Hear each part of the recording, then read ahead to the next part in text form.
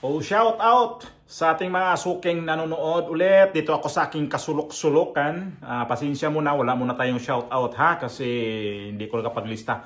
Next vlog, promise. Itong sunod na vlog ko, promise ko sa inyo. Gawa na ko ng shout out kasi ngayon kasi medyo weekend nga, parating yung boss ko. Madalian lang ito. Kaya lang, madalian pero kailangan ko pa rin mag-ngaw-ngaw.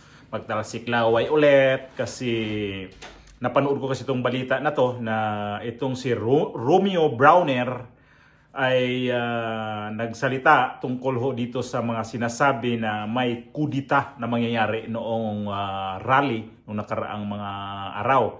So sinabi talaga niya mismo, hindi siya nag-deny na mayroong lumapit sa kanya na nagsabi na bawiin mo ang suporta kay Marcos Jr. para magpalit na ng presidente.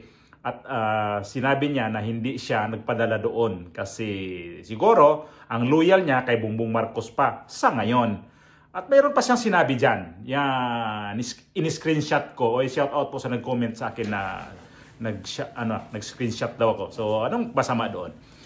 So ganito, kapag ito sumingaw dito sa kay Armed Forces of the Philippines, Chief of Staff na to, na galing mismo sa kanya na mayroon talagang nag-attempt na magkudita dito sa kay Pangulong Marcos, malamang sa malamang, pa to, hindi to titigil. Kapag hindi rin to titigil si Bongbong Marcos sa kanyang, hindi magbago.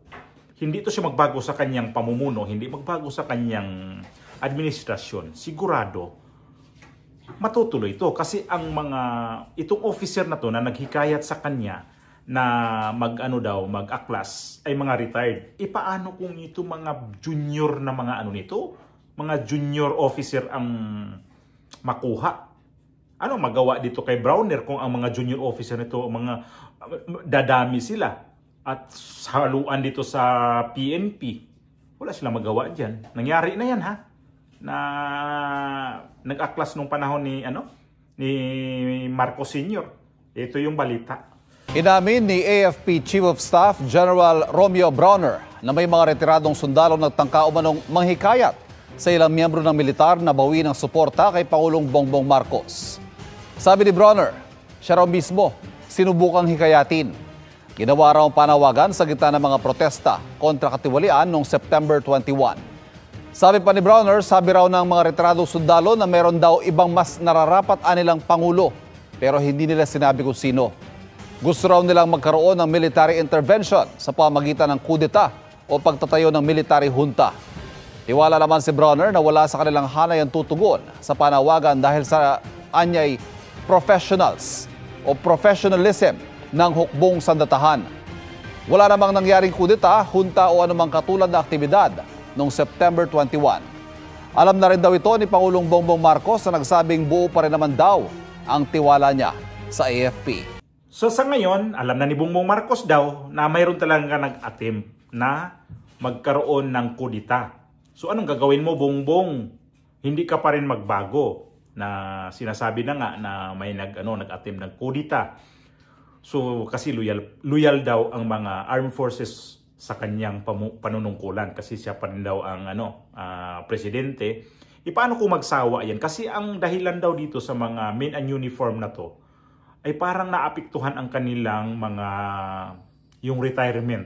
Yung mga benepisyo nila. Sa ngayon kasi walang pera.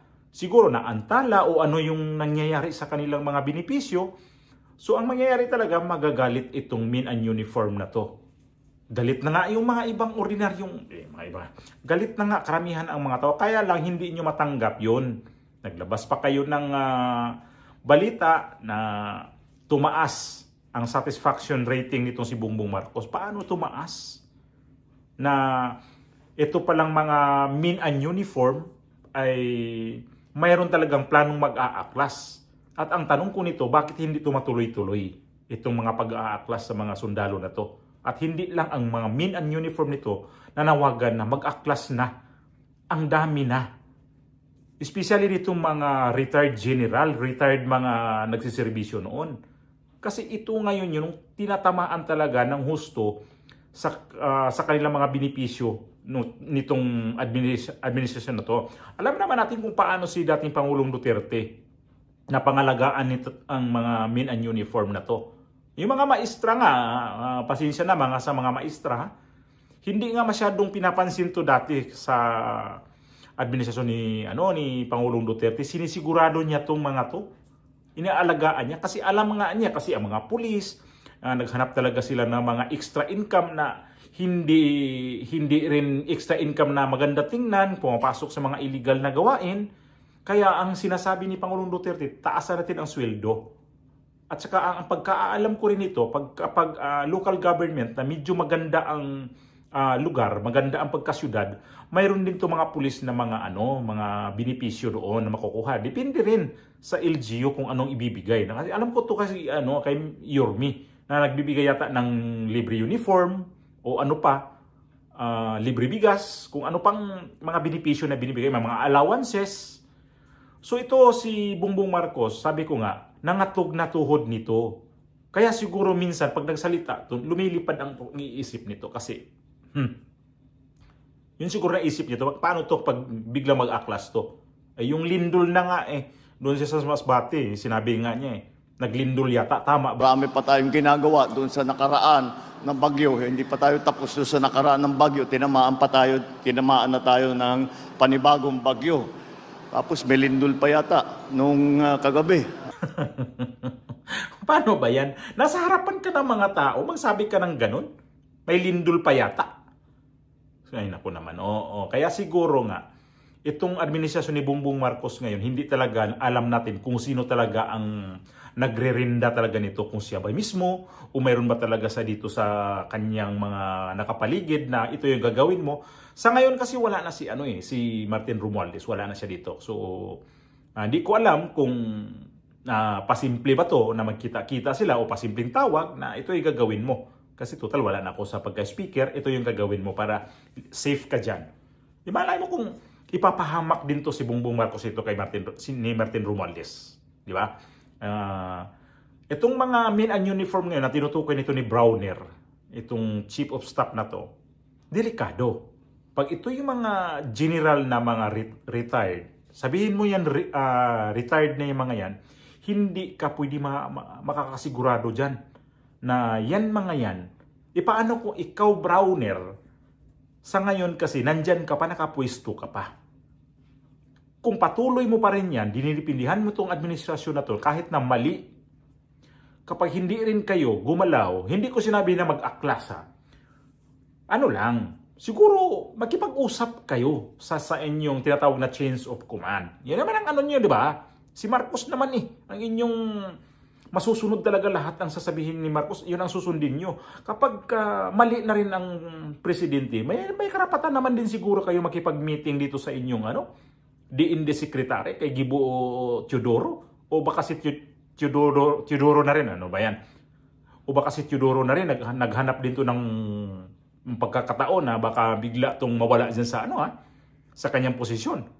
Kasi alam natin, palapit ng palapit itong 2028, mag-i-eleksyon na. Hindi natin alam ang takbo nitong mga to. Malay natin, ito si